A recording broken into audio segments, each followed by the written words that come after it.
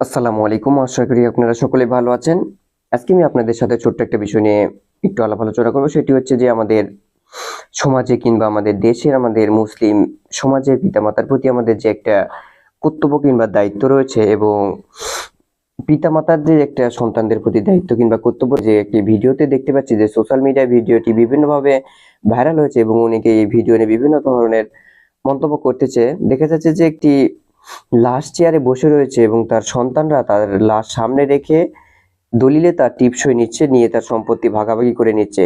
কিন্তু এটি খুবই হতাশাজনক এবং দুঃখজনক একটি ব্যাপার আমাদের মুসলমানদের জন্য, যে মুসলিম সমাজে আমাদের মুসলমানদের দ্বারা এমন কাজ সম্পন্ন হচ্ছে। এটি আল্লাহ তাআলা আমাদেরকে মোটেও এরকম দায়িত্ব দেন নাই, কিংবা আমাদের এরকম দায়িত্ব নাম পিতামাতার প্রতি আমাদের যে একটা সহানুভূতির দায়িত্ব, পিতামাতার প্রতি যে আমাদের একটা কর্তব্য, সেটি আমরা মোটেও পালন করছি না।